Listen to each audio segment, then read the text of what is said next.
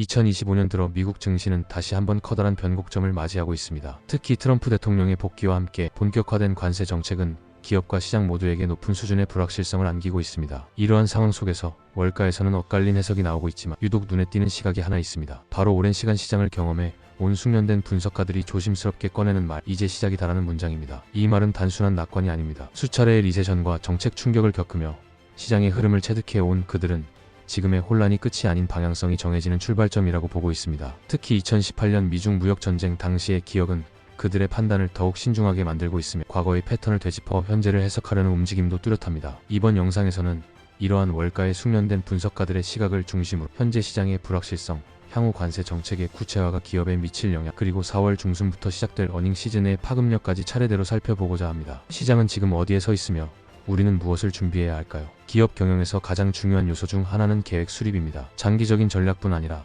분기별 사업 목표, 투자 계획, 생산 및 수출입 계획까지 모든 것이 체계적인 계획 위에서 움직입니다. 그러나 최근 미국 기업들은 이러한 계획 수립 자체가 어려운 상황에 직면해 있습니다. 트럼프 대통령의 관세 정책이 예고 없이 변경되고 백악관 대변인의 발언도 자주 바뀌면서 정책의 일관성이 부족하기 때문입니다. 물론 트럼프 행정부의 기본적인 정책 방향은 분명합니다. 불공정한 무역 관계를 바로잡고 미국에 불리하게 작용했던 협정들을 재조정하겠다는 입장입니다. 하지만 실행 방식은 너무나 유동적입니다. 국가별로 대응 방식이 다르고 발표 후 협상 여지를 남겨두는 등 예측 가능성이 낮아 기업들은 전략적 대응보다는 눈치를 보며 움직일 수밖에 없는 처지에 놓여 있습니다. 이처럼 높은 불확실성은 기업의 투자 의사결정과 공급망 운영, 가격 정책 등 전반적인 경영활동에 부담을 주고 있습니다. 특히 주주에게 약속한 실적 목표를 어기게 될 경우 주가가 즉각적으로 반응하는 점을 고려하면 기업들은 신중할 수밖에 없습니다. 지금 상황은 단순한 변수라기보다 기업의 판단력을 마비시키는 수준의 혼란이라 할 수 있습니다. 이런 상황 속에서 월가와 기업들이 주목하고 있는 날짜가 바로 4월 2일입니다. 이날은 트럼프 행정부가 각국에 적용할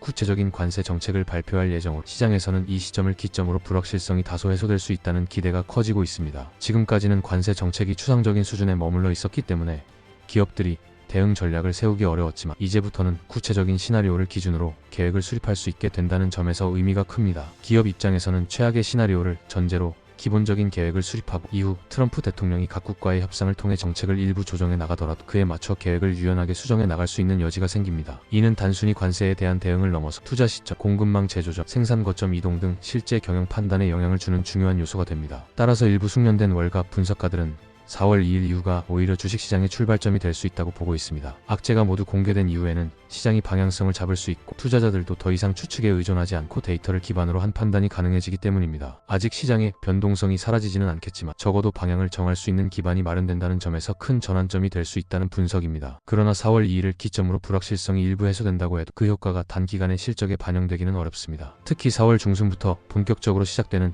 미국 기업들의 2분기 어닝 시즌은 대체로 부진할 가능성이 높다는 전망이 우세합니다. 이미 지난 몇 달간 이어진 정책 불확실성, 공급망 차질, 수출입 조정, 투자 지연 등 여러 요인이 기업 실적에 부정적인 영향을 미쳤기 때문입니다. 시장은 이러한 부진을 어느 정도 선반영하고 있기는 합니다. 주가 조정을 통해 일부 리스크가 반영된 상황이지만 문제는 기업별로 그 반영의 깊이나 속도가 다르다는 점입니다. 어떤 기업은 악재가 과도하게 반영된 반면 어떤 기업은 아직 시장의 기대가 지나치게 높은 상태일 수 있습니다. 이로 인해 어닝 발표 이후 종목별로 주가 반응의 차별화가 뚜렷해질 가능성이 높습니다. 투자자 입장에서는 어닝 시즌 동안 발표되는 실적뿐 아니라 경영진의 향후 가이던스와 정책 대응 전략을 유심히 지켜볼 필요가 있습니다. 이번 시즌은 단순한 실적 발표를 넘어서 기업들이 어떤 기준과 가정을 바탕으로 계획을 재설정하고 있는지를 확인하는 중요한 기회가 될 것입니다. 시장의 또 다른 관심사는 미국 연방준비제도, 즉 연준이 현재의 불확실한 시장 상황에 어떻게 대응할 것인가입니다. 특히 투자자들이 기대하는 것은 패드풋이라 불리는 연준의 시장 방어 역할입니다. 패드풋은 주식시장에 심각한 충격이 발생했을 때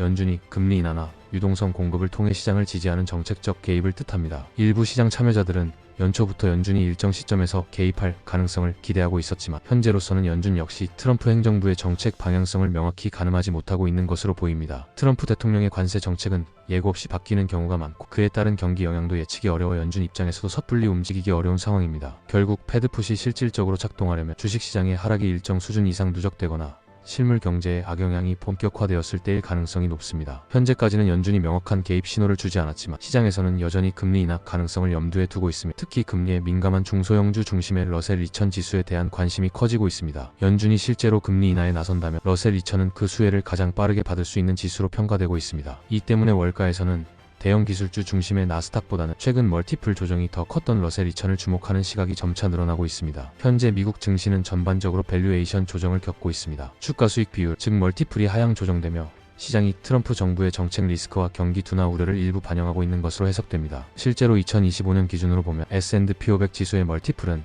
21.1배에서 20.7배로 낮아졌고 기술주 중심의 나스닥은 27.9배에서 24.4배로 하락했습니다. 중소형주 위주의 러셀 2000 지수는 25.1배에서 23.1배로 조정되며 상대적으로 더 큰 낙폭을 보였습니다. 이러한 조정은 단기적으로는 부정적으로 보일 수 있지만 장기적인 투자 기회로 전환될 수 있다는 시각도 존재합니다. 특히 앞서 언급한 연준의 금리 정책이 현실화될 경우 금리 민감도가 높은 러셀 2000이 회복세를 주도할 가능성이 있다는 분석이 나옵니다. 실제로 러셀 2000에 포함된 많은 기업들은 차입 비중이 높고 대기업에 비해 금리 변동에 직접적인 영향을 받기 때문에 금리 인하 시 수혜가 클 수밖에 없습니다. 따라서 일부 숙련된 월가 분석가들은 멀티플이 상대적으로 많이 조정된 러셀 2000에 대해 선제적인 관심을 보이고 있습니다. 다만 이는 연준의 대응 여부에 크게 좌우되는 만큼 성급한 낙관보다는 정책 신호와 시장 반응을 면밀히 관찰하는 것이 중요합니다. 숙련된 월가 분석가들이 섣불리 낙관하지 않는 이유는 바로 과거의 경험 때문입니다. 특히 2018년 트럼프 대통령이 처음으로 중국과 본격적인 무역 전쟁을 벌였던 시기를 떠올리는 경우가 많습니다. 당시 시장은 예상보다 훨씬 많은 변동성을 겪었고 단기간에 끝나지 않은 조정이 반복적으로 나타났습니다. 월가의 일부 베테랑 분석가들은 2018년 한 해 동안 총 8차례에 걸친 조정이 있었다는 점을 공유하고 있습니다. 이들 조정의 평균 낙폭은 마이너스 5%에서 15% 사이였고 불확실성이 장기화되며 시장은 지속적인 스트레스를 받았습니다. 이 같은 기억은 지금 시장 상황과 맞물리며 단기적인 반등보다는 점진적인 회복을 예상하게 만듭니다. 이처럼 경험 많은 분석가들은 시장이 쉽게 안정을 되찾지 않을 것이라는 경계심을 유지하고 있습니다. 그들은 뉴스에 자주 등장하는 분석가들처럼 낙관적인 전망을 내세우기보다는 과거 데이터를 기반으로 하여 더욱 보수적인 전략을 선호합니다. 이러한 시각은 최근 트럼프 정부의 관세 정책이 2018년과 유사한 궤도를 그리고 있다는 판단에서 비롯됩니다. 이러한 불확실성과 조심스러운 분위기는 결국 기업들의 실적 전망, 즉 어닝 가이던스에도 직접적인 영향을 미치고 있습니다. 연초까지만 해도 많은 월가 분석가들은 미국 기업들의 올해 실적 성장률을 플러스 12%에서 15% 수준으로 예상했습니다. 하지만 트럼프 정부의 관세 정책이 본격화되면서 시장 환경이 급변했고 숙련된 분석가들은 현재 플러스 6%에서 9% 수준으로 전망치를 하향 조정하고 있습니다. 이러한 변화는 단순히 숫자의 조정만을 의미하지 않습니다. 어닝 시즌이 시작되면 시장은 각 기업의 실적뿐 아니라 미래 전망, 즉 향후 분기 실적에 대한 가이던스를 함께 평가하게 됩니다. 만약 기업들이 보수적인 전망을 제시한다면 시장은 이를 근거로 더 강한 긴축 분위기로 전환될 가능성도 있습니다. 특히 4월 중순부터 본격화되는 어닝 시즌은 이러한 분위기 전환의 분기점이 될 수 있습니다. 이미 멀티플이 조정된 상태에서 실적 기대치마저 낮아진다면 투자자들의 리스크 회피 심리가 강화되고 주식시장 전반에 걸쳐 방어적인 포지션이 확산될 수 있습니다. 반대로 일부 기업이 기대치를 웃도는 실적을 발표한다면 종목 간 차별화가 본격적으로 진행되며 시장은 새로운 국면에 들어설 수도 있습니다. 결국 이 시점에서 중요한 것은 단순히 지수의 방향성보다 각 기업이 어떤 전략을 갖고 불확실한 환경에 대응해 나가느냐에 있습니다. 시장은 이제 실적을 중심으로 진짜 옥석 가리기에 들어갈 준비를 하고 있습니다. 2025년의 미국 증시는 트럼프 정부의 관세 정책이라는 강력한 변수와 함께 불확실성의 한가운데에 놓여 있습니다. 정책은 여전히 유동적이고 기업들은 계획 수립조차 어려운 환경 속에서 움직이고 있습니다. 그러나 4월 2일 이후 각국별 관세 정책이 구체화되며 기업과 시장 모두는 드디어 최악의 시나리오를 기준으로 전략을 재정비할 수 있게 됩니다. 이는 방향성 없는 혼란에서 벗어나 비로소 대응 가능한 체제로 진입하는 중요한 전환점이 될 수 있습니다. 그럼에도 불구하고 어닝 시즌에 대한 기대는 낮아지고 있고 연준의 정책 대응 역시 불확실한 상황입니다. 시장의 멀티플은 하향 조정되고 있으며 일부 투자자들은